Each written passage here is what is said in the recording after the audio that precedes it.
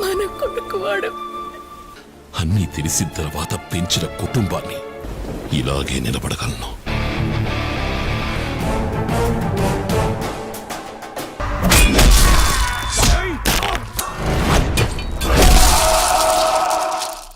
Halo sahabat, Assalamualaikum. Semoga sehat selalu dan senantiasa berbahagia.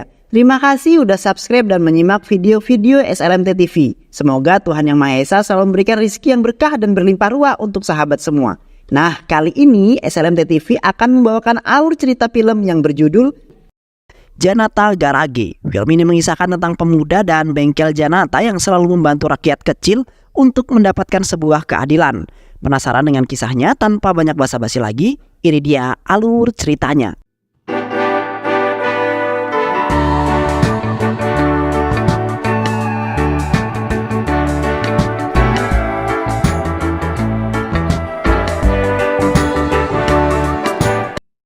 Satyam adalah seorang mekanik kampung yang mencoba peruntungan usaha bengkel di kota Hyderabad. Dia memiliki istri bernama Padma dan seorang anak yang masih kecil bernama Raghav. Berkat usaha dan dorongan dari sang adik yaitu Siva, usaha bengkel milik Satyam kini dapat berkembang dengan sangat cepat. Satyam lalu menamakan bengkel sekaligus rumahnya itu dengan nama Janata Garage, yang artinya bengkel rakyat. Suatu hari, seorang pelanggan bengkel bernama Karim mencurahkan isi hatinya kepada Satyam. Karim menceritakan tentang anak gadisnya yang diperkaos oleh 4 orang pria, lalu dihabisi dan dibuang ke jalanan. Mereka membuat kejadian itu seolah-olah anak gadisnya tewas karena sebuah kecelakaan. Kasus pemerkosaan ini kemudian dibawa ke kantor polisi oleh Satyam. Satyam menuntut agar polisi, khususnya Chandrasekhar, segera melakukan penyelidikan dan menemukan pelakunya. Namun, Chandrasekhar yang sekaligus temannya Siva mengatakan kepada mereka bahwa polisi tidak bisa menindaklanjuti kasus ini karena tidak adanya barang bukti dan juga saksi. Apalagi 4 orang tersebut juga memiliki pengaruh di kota ini. Hukum dan polisi ternyata tidak dapat menegakkan sebuah keadilan di kota ini. Satyam yang kecewa dengan keputusan Chandrasekhar lalu berinisiatif untuk menyelesaikan masalah ini secara sendiri. Satyam mulai bergerak mencari pelaku dan membantainya. Satyam lalu membuat mereka seolah-olah meninggal karena sebuah kecelakaan. Chandrasekhar mengetahui bahwa Satyam dan pekerja di Janata adalah dalang di balik peristiwa ini. Satyam membantai dan main hakim sendiri bukanlah perbuatan yang dibenarkan oleh hukum. Aku mintamu untuk tidak mengulanginya lagi. Apapun yang terjadi, ujar Sekhar. Sementara itu, ternyata desas-desus Satyam dan bengkel Janata di balik peristiwa pembantaian pelaku pemerkosaan menyebar ke telinga masyarakat. Mereka yang tidak puas dengan hukum dan pihak kepolisian merasa bahwa Satyam adalah keadilan yang sejatinya. Mereka mulai berbondong-bondong datang menemui Satyam di bengkelnya dan meminta untuk menyelesaikan masalahnya dan ketidakadilan yang mereka rasakan. Satyam yang mendengar semua itu selalu bisa menyelesaikan. Satyam tak gentar dengan siapapun yang ada di hadapannya. Preman penguasa politisi dengan gagah berani Satyam taklukkan. Keberadaan Satyam dan bengkelnya kini mulai terendus oleh pihak media. Media yang menceritakan tentang bengkel rakyat yang selalu membantu masalah rakyat. Suatu hari, Suresh, kakak ipar Siva, meminta Siva untuk ikut pergi ke Mumbai. Suresh mengkhawatirkan keselamatan Siva jika dia terus berada di sisi Satyam. Namun Siva dengan tegas menolak permintaan tersebut. Jika kakaknya ingin pergi ke Mumbai, aku akan mempersilahkan kakak membawa istriku ke sana.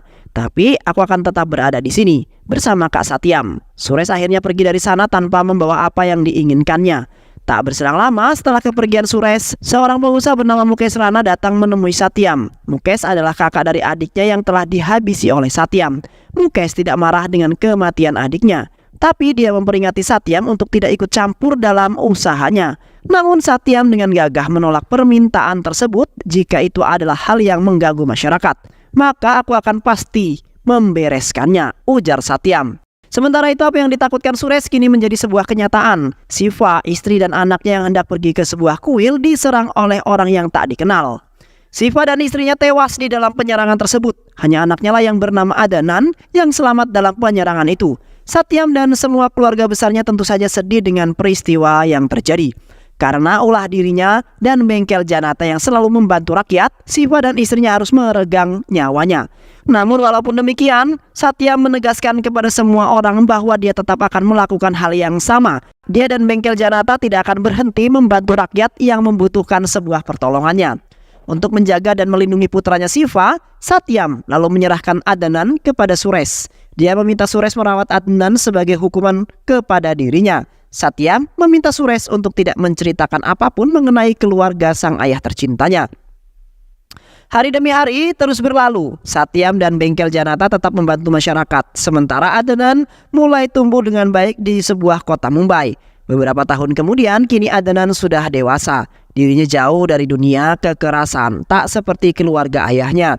Adnan adalah seorang aktivis mahasiswa yang aktif menyuarakan isu-isu lingkungan. Di sisi lain, Suresh, pamannya Adnan, memiliki anak perempuan bernama Puji.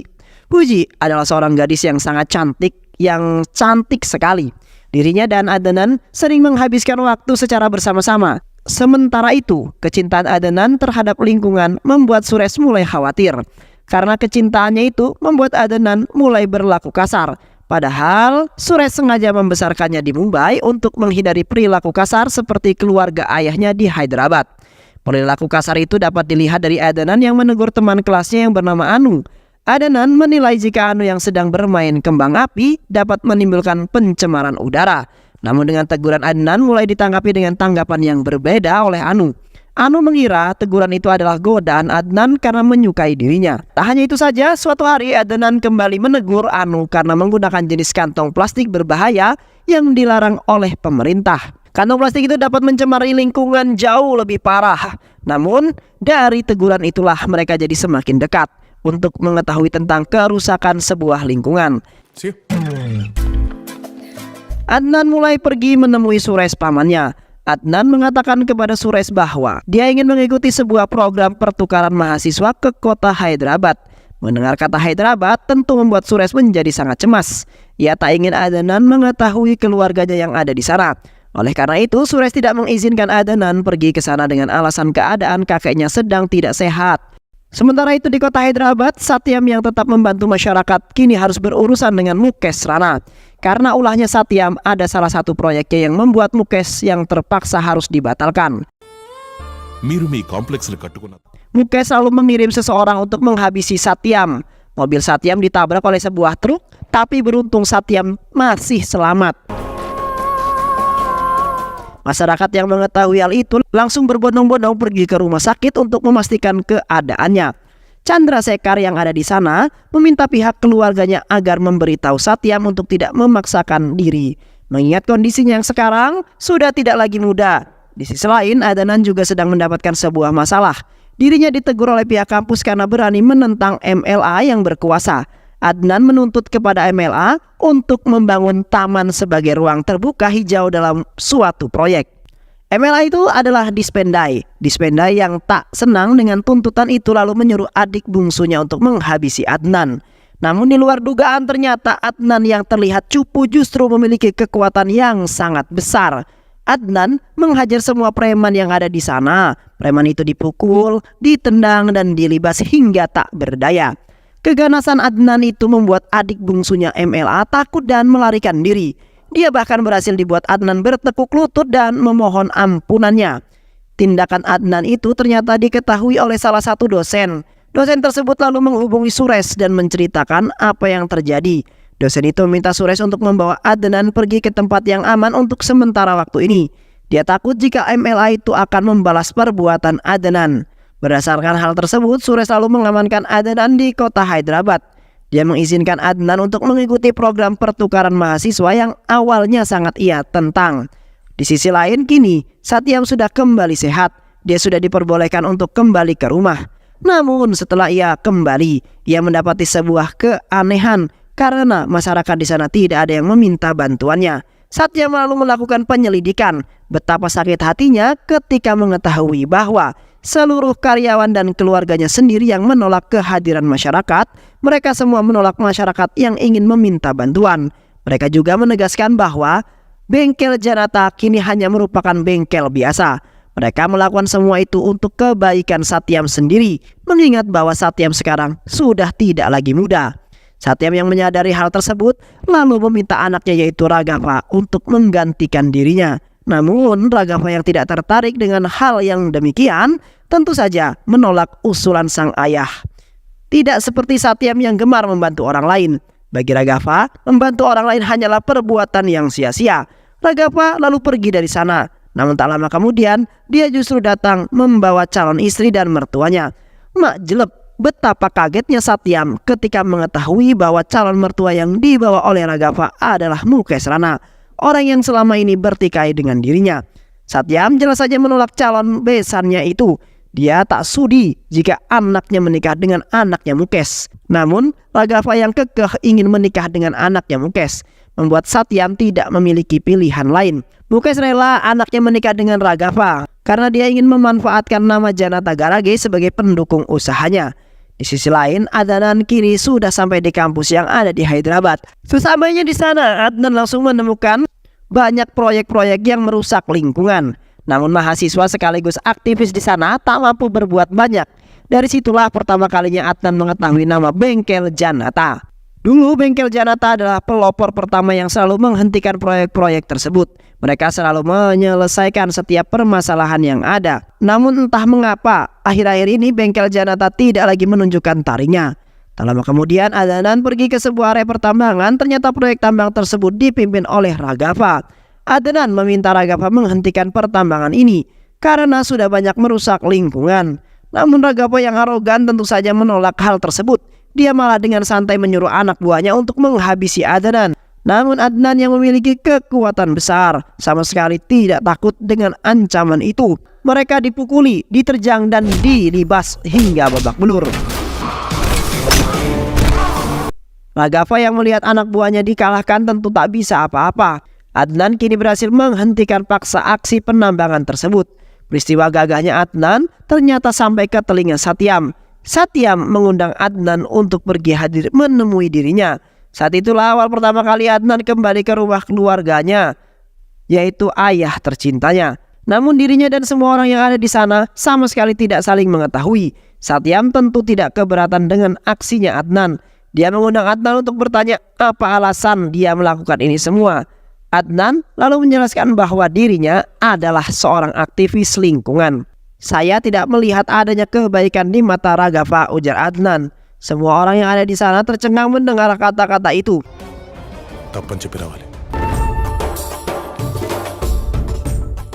Keesokan harinya giliran Satyam yang bertemu dengan Adnan. Satyam yang bisa menolong orang-orang, kali ini malah dirinya yang meminta tolong. Satyam melihat Adnan sama seperti dirinya. Dia melihat Adnan untuk menggantikan dirinya dan menjadi bagian dari Janata Bengkel. Dia pergi ke Bengkel Janata dan siap melakukan tugasnya. Adnan lalu pergi bertemu dengan Vikas, salah satu pegawai pemerintah yang dulu pernah ditolak oleh keluarga Satyam. Vikas menceritakan bahwa dia adalah orang yang menentang proyek pembangunan salah satu rumah sakit. Namun akibat dari pertentangan itu, istrinya pun diancam akan hendak dibantai. Itulah mengapa dia datang meminta bantuan pada Bengkel Janata. Was lalu pergi ke kantornya bersama Adnan dan anak buahnya. Ternyata proyek rumah sakit itu adalah proyek milik Mukesh Rana. Vikas datang dan mendekati seseorang preman. Vikas dengan berani menyatakan bahwa dirinya akan selalu menentang proyek tersebut. Preman-preman yang merupakan anak buah Mukesh Rana tentu saja marah dan hendak menghabisi Adnan. Namun Adnan langsung turun dan menghajar semua. Preman-preman itu, keganasan dan kebrutalan Adnan membuat anak buahnya tak perlu lagi turun tangan. Para preman diajar hingga tak berdaya. Adnan menjelaskan kepada mereka bahwa Bengkel Janata Garage akan kembali seperti dulu. Di bawah kepemimpinan Adnan, nama Bengkel Janata jadi jauh lebih populer. Chandrasekhar yang sekarang menjadi komisaris selalu memanggil Adnan ke kantornya. Chandrasekhar menanyakan apa hubungan Adnan dengan Bengkel Janata. Dia juga meminta Adnan berhenti melakukan hal tersebut. Ini adalah tugas polisi. Polisi yang akan membantu masyarakat, bukan Bengkel Janata, ujar Chandrasekhar. Namun pada kenyataannya polisi yang tak mampu menyelesaikan banyak masalah dari masyarakat yang mengakibatkan masyarakat lebih mempercayai Bengkel Janata ketimbang polisi. Chandrasekhar merasa Adnan adalah orang yang lebih berbahaya. Dia meminta anak buahnya untuk menelusuri latar belakang Adnan. Siapa Adnan yang sebenarnya? Kemudian setelah mendapatkan informasi itu, Chandrasekhar lalu pergi ke rumah Satyam bersama keluarga Suresh. Suresh bertanya kepada Satyam tentang kabar keponakannya. Satyam menjawab bahwa dia baik-baik saja. Pada awalnya dia mengira bahwa Suresh sedang menanyakan kabar Raghava, karena dia tidak mengetahui bahwa Adnan adalah keponakan yang dimaksud Suresh. Tapi setelah Suresh memberitahu hal itu, semua orang yang ada di sana langsung kaget dan terkejut. Satyam kembali mengingat janjinya kepada Suresh bahwa dia tidak akan melibatkan anak istrinya Siva nanti dengan keluarga ataupun bengkel Janata. Namun dia justru malah melanggarnya. Untuk membela dirinya, Satya mengatakan bahwa dia sama sekali tak mengetahui jika Adnan adalah anak Siva. Suresh selalu meminta Adnan untuk kembali ke Mumbai, apalagi Adnan sekarang sudah dijodohkan dengan Puji, anaknya Suresh. Suresh tak ingin apa yang dialami adiknya dulu terjadi pada Puji. Hanya karena Adnan yang terlibat masalah dengan bengkel Janata, Suresh selalu membuat dua pilihan untuk Adnan: tinggal di bengkel Janata atau menikahi Puji dan hidup di Mumbai. Itu adalah pilihan yang sulit bagi Adnan. Dia sangat mencintai Puji dan dia juga menyayangi Suresh yang telah dianggap sebagai sang ayahnya. Namun Adnan juga tidak mampu meninggalkan bengkel Janata. Akhirnya dengan berat hati Adnan memilih bengkel Janata daripada Puji. "Maafkan aku Puji, aku tak punya pilihan lain. Tinggalkan aku dan bahagiakanlah paman," ujar Adnan sambil menangis. Hati Puji benar-benar hancur saat itu. Mereka berdua hanya bisa menangis satu sama lain. Suresh yang tak ingin putrinya itu terus bersedih lalu menjodohkannya dengan seseorang pria. Sedangkan Adnan malah berhasil mengusir Raghav dan istrinya dari dalam rumah. Adnan mengusir mereka karena sering mabuk di rumah. Kini Raghav tinggal di rumah mertuanya. Mukesh Rana tinggal di rumah mertuanya. Mukesh Rana keduanya lalu berangkat bersepakat untuk saling bekerja menutup bengkel Janata. Suatu hari Anu datang ke bengkel Janata untuk meminta bantuan. Dia meminta bantuan Adnan karena dirinya akan dijodohkan paksa dengan seorang polisi. Lalu aku datang ke rumahnya bersama Adnan yang diakui sebagai sang kekasihnya. Namun lucunya ternyata Anu adalah anak dari Chandrasekhar. Adnan langsung jadi kikuk dan salah tingkah. Saat dirinya kembali ke rumah, Mukesh Rana lalu datang menemui Adnan. Mukesh meminta agar Adnan tetap membuka bengkel Janata, tapi dia meminta agar Adnan tidak menghalangi bisnisnya. Adnan jelas saja menolak hal tersebut. Bengkel Janata akan tetap melakukan tugasnya seperti halnya dan layaknya seperti hari-hari sebelumnya. Jika usahamu itu merugikan masyarakat, maka bengkel Janata pasti akan bertindak, ujar Adnan. Untuk menutup bengkel Janata, Mukesh selalu ramai-ramai bekerja sama dengan politisi dan pemerintah. Namun tidak satu pun dari mereka yang berani menutup bengkel Janata. Hingga akhirnya Mukesh bertemu dengan seorang politisi yang akan hidup menutup bengkel Janata. Tapi dia baru saja melakukan itu ketika dirinya bisa jadi menteri. Raghav lalu memiliki sebuah ide untuk menghancurkan citra pemerintahan. Raghav menyarankan agar mereka membuat sebuah ledakan di berbagai tempat untuk merusak citra pemerintah dan membuat tidak stabil. Keesokan harinya bom yang sudah direncanakan pun meledak di berbagai tempat. Banyak warga yang menjadi korban ledakan tersebut. Salah satunya adalah istri Bose. Bose adalah temannya Satyam sekaligus pengawal di bengkel Janata. Bose sangat sedih dengan kematian istrinya itu. Tak lama kemudian Bose pun ditemukan tewas karena diduga depresi dan bunuh diri. Serangan bom tersebut menjadi perhatian khusus pihak kepolisian. Komisaris Chandrasekhar menuntut alasan itu untuk memberi perintah penyidikan pada kasus ini. Namun atasannya justru berkata lain, polisi tidak dapat berbuat banyak, bahkan atasannya itu meminta Komisaris Chandrasekhar untuk tidak mengacau dan menyelidiki kasus ini. Chandrasekhar yang tak berdaya kini untuk pertama kalinya datang ke bengkel Janata dan meminta bantuannya. Adnan menyetujui permintaan itu. Adnan dan Komisaris Chandrasekhar akan bergerak diam-diam menyelidiki kasus ini. Mereka akan saling bekerja sama untuk mengungkap kasus bom tersebut. Adnan lalu bergerak cepat. Dia menghabisi semua kelompok yang terlibat dalam pengeboman itu. Adnan mengetahui bahwa mereka adalah pelakunya dari rekaman CCTV. Ada seseorang yang pernah bertarung dengannya saat ditambang. Berdasarkan hal itu pula, dia menyadari bahwa Raghav juga pasti terlibat, dan jika Raghav terlibat, maka Mukesh Rana juga pasti terlibat. Adnan lalu kembali menerima fakta yang lebih mencengangkan lagi. Fakta itu adalah Bose tidak tewas bunuh diri, melainkan dia dihabisi oleh Raghav. Raghav menghabisi Bose karena dia tahu Raghav adalah dalang di balik ini semua. Adnan mengetahui fakta itu dari keluarga Bose yang menceritakannya. Adnan lalu berkumpul dengan seluruh keluarga ayahnya. Dia menyampaikan niatnya untuk membunuh Raghav. Saya sudah mengetahui bahwa Raghav adalah orang yang dibalik kasus pemboman ini. Saat ini Satya mengumpulkan paman dan bibinya untuk mengatakan bahwa saya tetap akan menghabisi Raghav. Padma yang merupakan istri Satyam sekaligus ibu Raghav memohon kepada Satyam untuk menghentikan aksinya Adnan. Dia tak ingin jika putra sematawayangnya itu tewas dibantai oleh Adnan. Dia tak ingin dirinya kehilangan Raghav selama-lamanya. Namun Satyam sama sekali tak bergeming. Dia justru menyampaikan kekecewaannya kepada Raghav karena telah membunuh Bose. Padahal Bose imut membesarkannya sejak kecil. Fatma lalu memohon kepada Adnan untuk tidak menghabisi Raghav. Jangan bunuh dia, kau tidak mengetahui bagaimana rasanya kehilangan orang yang sangat dicintai, ujar Fatma. Namun Satyam yang mendengar hal tersebut langsung membantah kata Fatma. Kau salah orang, Fatma. Justru Adnan adalah orang yang paling mengetahui bagaimana rasa sebuah kehilangan orang-orang yang dicintai. Saat dia kecil, dia kehilangan cinta ayah dan ibunya. Saat dia dewasa, dia juga kehilangan cinta dari gadisnya yang dikagumi. Satyam sudah bertekad Adnan tetap akan menghabisi Raghav. Dan aku akan mendukungmu, ujar Satyam. Adnan bersama anak buahnya lalu pergi ke markas persembunyian Raghav. Di sana sudah ada banyak preman yang disewa oleh melindungi mereka. Namun segerombolan preman itu bukanlah apa-apa di hadapan Adnan. Adnan dan anak buahnya berhasil melihat semua preman yang ada. Mereka menghajar preman-preman itu dengan sangat brutal.